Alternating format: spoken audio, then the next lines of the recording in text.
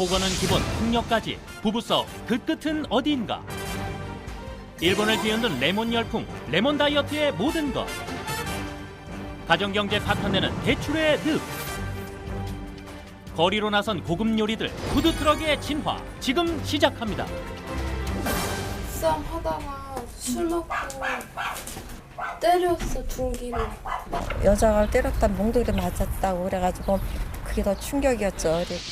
20여 년을 함께한 부부. 하지만 이제 아내는 죽음의 강을 건넜고 남편은 살인자가 됐습니다. 나도 이제 더 이상 못 참는다고! 바로 부부싸움의 처참한 결과입니다. 사랑으로 맺어진 결혼 생활이 끔찍한 사건으로 이어지는 안타까운 일들이 심심찮게 벌어지고 있습니다. 최근 또 한 쌍의 부부가 부부싸움 끝에 끝내 돌이킬 수 없는 강을 건넜다고 합니다. 과연 어떤 일이 있었던 걸까요? 당시 출동한 파출소를 찾았는데요. 우리가 현장에 가서 이미 확인했을 때는 사망 상태로 있었습니다. 그날의 부부싸움은 헤어지자는 아내의 요구에서 시작됐습니다. 깨진 유리병 조각이 있었고요. 홍두깨 같은 어떤 그런 흉기가 좀 있었다고 얘기는 하는데 남편은 술에 만취해 부부싸움 중 부인을 둔기로 때렸고 그대로 잠이 들어 아침에서야 피를 흘린 채 쓰러져 있는 아내를 발견했다는데요. 담 밖으로 싸우는 소리 한 번 내지 않았던 나씨 부부. 이웃들은 큰 충격에 빠져 있었습니다. 그 사연은 몰라. 부부만 아는 거지 누가 알아. 같이 이렇게 마당에서 테니스도 치고 그 라켓인가 그것도 치고 그랬는데 부부 사이도 좋아요. 그래서 이상하다고 한 거지. 경찰 또한 우발적으로 일어난 일이라 보는데요. 재산 문제 때문에 시비가 있었고 이제 그런 상황에서 아마 순간적으로 좀 못 참았던 것 같습니다. 극한으로 치달은 부부싸움이 결국 단란했던 한 가정을 파괴했습니다. 부부싸움 끝에 아내를 잔인하게 살해한 뒤 남편을 살해해달라고 부탁한 아내가 붙잡혔습니다. 최근 아내를 또 남편을 죽음으로까지 이르게 한 부부싸움이 연이어 보도되고 있는데요. 부부싸움은 칼로 물베기라는 옛말이 무색하게 요즘의 부부싸움은 언어폭력으로, 폭행으로, 심지어는 살인으로까지 이어지고 있습니다. 도대체 왜 이런 일들이 벌어지는 걸까요? 부부싸움이 신고된 실제 상황입니다.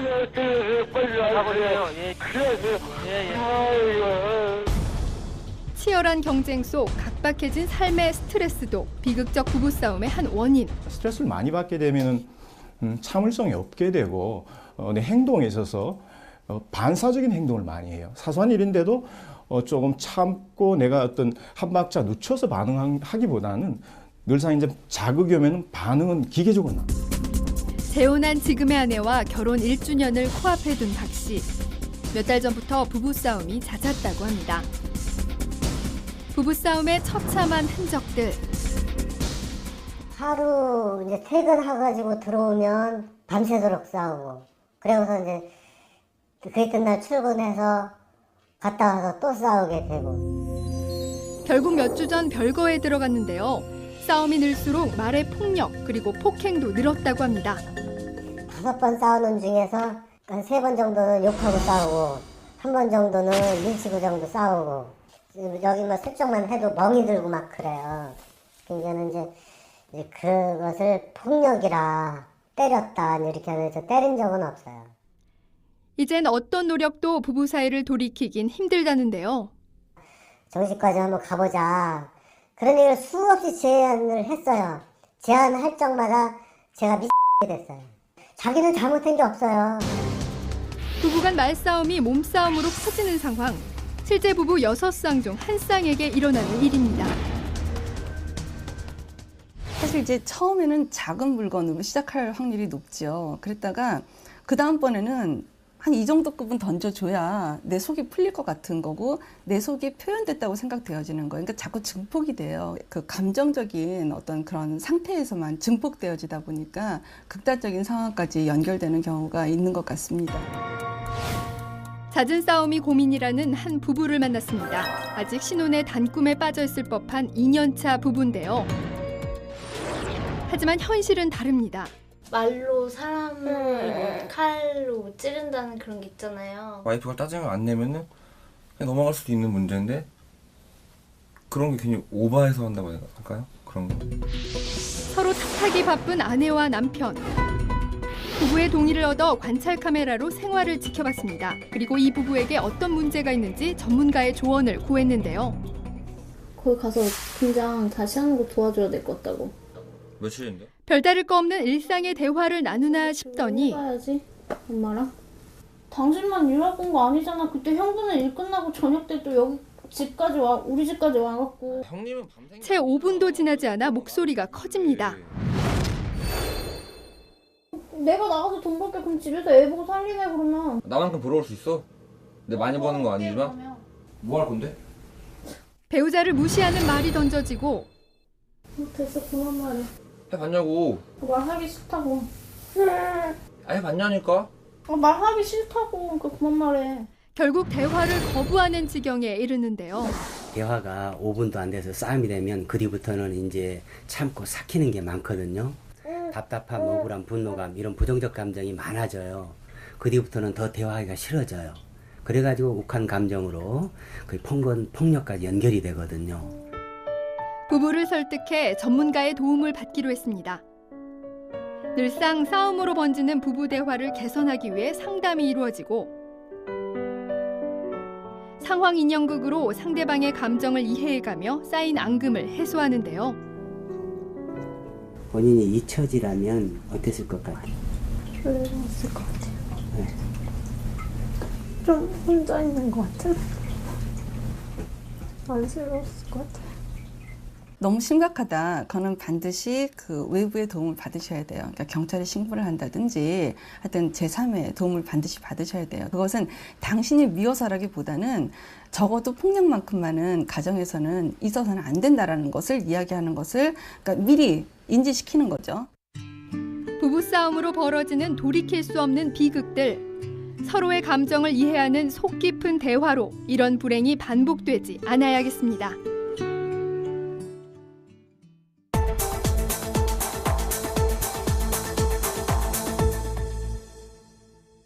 가계 빚이 900조 원을 넘어섰습니다. 2006년 이후 매년 50조 원 이상 늘어나던 가계 빚이 지난해 말 사상 최고액을 돌파했습니다.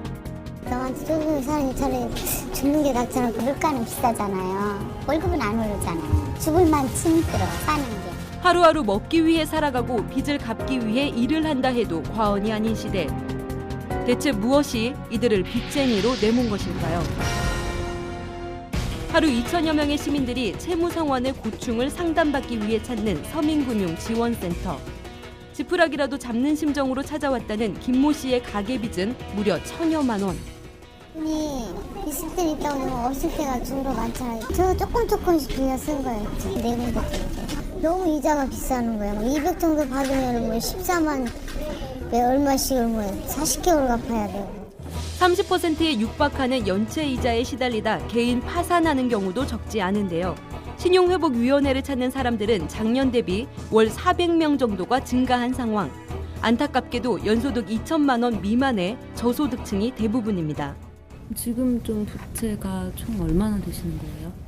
한 5, 6천 되지 않을까요? 넘을지도 모르겠네요. 그러니까 그거조차도 모르겠어요. 왜냐하면 카드도 뭐 몇 개를 갖고 돌려막기를 하고. 눈덩이처럼 불어난 빚과 생활을 마비시키는 독촉 전화는 다시 일어설 희망마저 앗아가 해서는 안 되는 생각까지 하고 맙니다. 결혼도 늦게 해가지고 아직 초등학생 애들인데 근데 이제는 살아있는 게 더 짐인지 얼마 나올 수 있는 보험금을 주는 게 더 나은 건지. 가계대출이 사상 처음으로 900조 원을 돌파하면서 한 가구당 평균 5,265만 원, 국민 한 명꼴로 따지면 1,834만 원을 빚으로 떠안고 있는 셈인데요.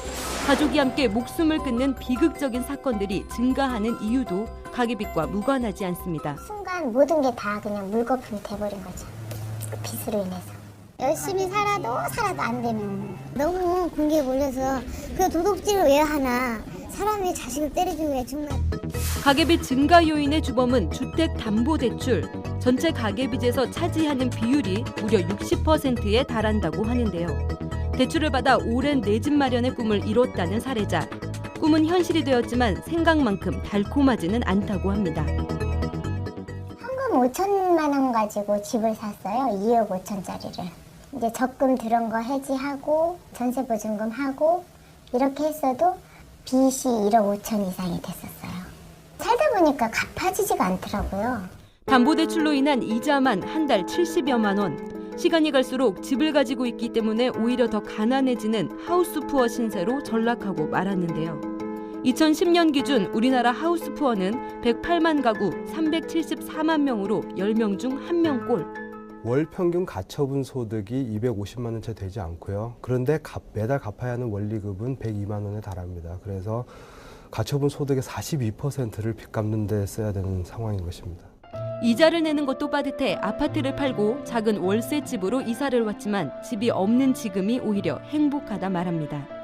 집이 거의 3년 반 만에 팔렸어요. 일단은 집에서 벗어난다는 자체만 해도 너무 고마운 일이고 지금도 생각하면 막 끔찍해요. 아우, 그때 안 팔렸으면 어떡하나. 가계비 급증의 이유는 비단 주택담보대출의 문제는 아닌데요.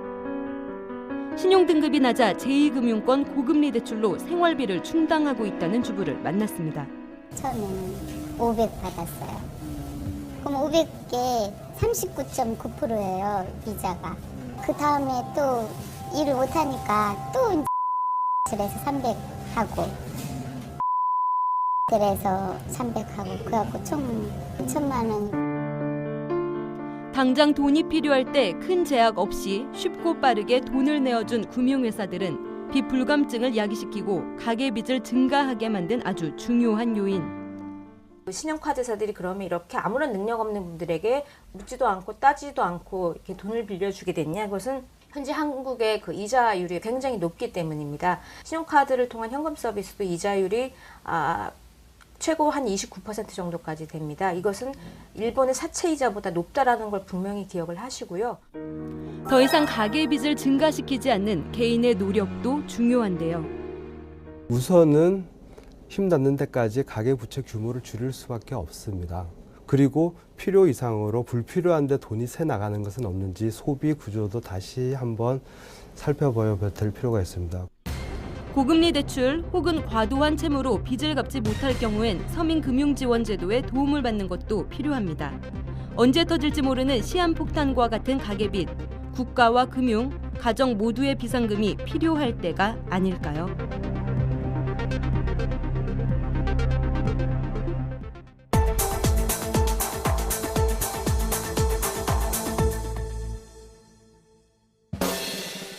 다양한 트럭만큼이나 다양한 음식이 판매되고 있는 푸드트럭의 출생지 미국.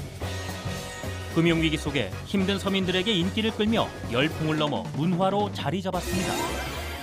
드디어 한국에 상륙한 푸드트럭. 뭐야? 모르겠어. 평범한 거리 음식을 상상하셨다면 아직까지 진정한 푸드트럭을 만나지 못했기 때문. 커피처럼 테이크아웃을 할 수 있는 게 가장 큰 장점인 것 같습니다. 차별화된 아이디어로 시선을 사로잡고 레스토랑 부럽지 않은 요리를 시간과 장소에 구애받지 않고 제공하는 푸드트럭의 진화된 모습. So delicious.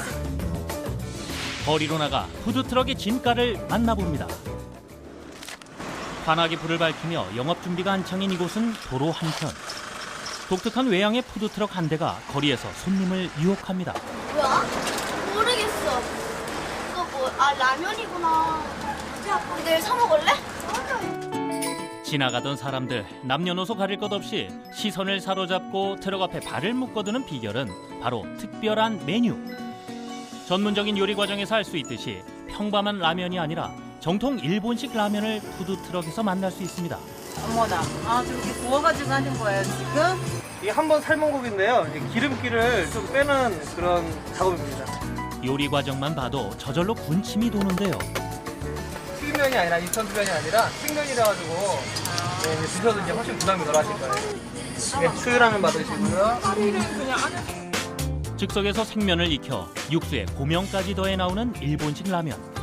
흉내 맞는 평범한 라면이 절대 아닙니다.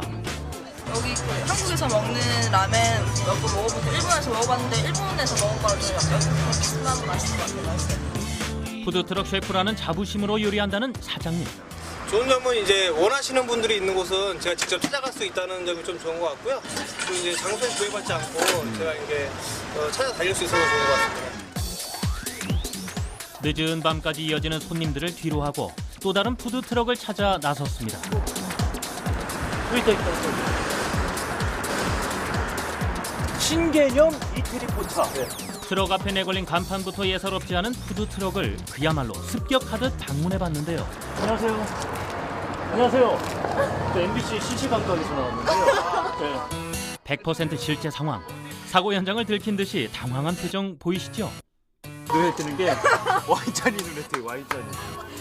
아니, 푸드트럭 맞아요? 네, 맞습니다. 트럭에서. 앞에서 맛본 일본식 라면도 특이했지만 이곳 역시 트럭에서 요리되는 음식이라고 하기에는 보고 있는 저도 믿기가 어려울 정도였는데요. 이탈리안 음식의 대명사 스파게티입니다. 추운 날씨 때문에 천막을 쳐놓은 트럭 안에는 다양한 종류의 와인병들로 가득하고 촛불에 분위기까지 더해지니 전문 이탈리아 레스토랑이 부럽지 않은데요. 분위기를 중요하게 여기는 여성 손님들에게 인기가 무척 좋다고 합니다. 처음 왔어요? 네. 처음이요? 네. 여기는 뭐 알고 계셨던 곳이에요? 아니면은 아니요, 지나다니다가. 네. 우연찮게? 네. 어떤 곳인 줄 알고 들어오셨는데? 그 어떤 곳일까 하고 들어왔죠. 들어왔더니? 왔더니 이런 곳이구나. 어땠는데? 좋지 않아요, 너무? 이탈리아 레스토랑에서 흔히 볼 수 있는 연인들의 데이트. 다른 점이라면 일반 레스토랑이 문을 닫는 늦은 저녁이나 새벽에도 이탈리아 요리를 맛볼 수 있고 레스토랑의 절반 정도의 가격에 요리를 즐길 수 있다는 겁니다. 양 일단 되게 많고요. 아까 그렇게 담으신 거 보고 되게 놀랐어요. 너무 많아가지고. 가격은 저렴하죠. 요즘에 파스타 웬만한 데 가면은. 요리에 깃든 정성과 맛 그리고 분위기까지 푸드트럭이라고 해서 어느 것 하나 소홀함이 없습니다. 무드 등에다가 와인 보고 정말 와 이거는 상식을 엎었다. 깜짝 놀랐어요. 푸드트럭 탐험은 계속되는데요. 다 외국인들의 손님이. 안녕하세요. How about this truck? What do you think? I Oh, I love it. Delicious. Burritos are my favorite food. I come here at least once a week. Oh, why? Yeah. Well, I lived in California for a while, ate a lot of Mexican food, and he lived in California as well. So we talked about that. 이 친구 갑자기 김치 아니에요? 김치 브리또를 해달래. 김치 브리또? 평소 단골인 외국인 손님들이 김치를 가져와 즉석 메뉴를 요청한 상황. 기꺼이 요리를 해주는 모습은 아마 푸드트럭이기에 가능한 거겠죠. 오늘 현존하는 우리나라 브리또 중에 제일 가장 큰 브리또. 푸드트럭의 본고장인 미국에서 일식 요리사로 활약했던 사장님. 푸드트럭 셰프들의 이력 만만치 않습니다. 이 칼이 제가 원래 이 정도 됐었는데 미국에서 일식집 5년 하면서 이만큼 다른 거예요. 달았어요. 전문가의 손길이 느껴지는 브리또가 완성되자 푸드트럭은 활기로 넘치는데요. 푸드트럭 문화에 익숙한 외국인들은 물론이고 한국인들까지 계속 발걸음을 하게 하는 푸드트럭의 매력은 요리하는 사람의 정성을 눈앞에서 직접 보고 바로바로 느낄 수 있기 때문인지도 모르겠습니다. 미국 생활에서 푸드트럭에 대한 가능성을 보고 한국 시장에 도전했지만 아직은 아쉬움이 많다는데요. 현실적인 어려움은 무엇인지 들어봤습니다. 거리 음식에 대한 선입견이 있을 거 아니에요. 위생 상태, 재료 맛이 이게 정석일까라는 선입견 좀 버리시고 편안한 마음으로 드셨으면 좋겠어요. 단기적으로 2년, 3년 이내에 이제 체험 실습이라고 해야 되죠. 자기 이제 청년이 뭔가 사업을 시작하기 전에 약간 이제 밑바탕이 될 수 있는 걸음. 이제 출발점에 선 푸드트럭, 풀어야 할 숙제도 있습니다. 시작은 거창하게 하는데 오래 하는 걸 제가 그렇게 많이 못 봤어요. 왜냐하면 하다가 약간의 난관에 부딪힌다든가 역경을 겪게 되면 그만두는 경우가 많아요. 왜냐하면 잃을 것이 별로 없다고 생각하기 때문에. 그런데 중요한 거는 그런 마인드를 갖고 이쪽 비즈니스에 들어오면 제가 볼 때 안 된다고 보고요. 그분들도 떳떳하게 사업을 할 수 있는 어떤 이제 제도권 밖에 있는 것들을 안으로 끌어들이는 노력들이 사실은 필요해요. 아직은 현실의 벽이 있지만 청년 실업을 해소할 대안으로 제도적 장치까지 마련된다면 푸드트럭이 새로운 문화로 자리 잡을 날도 멀지만은 않을 것입니다.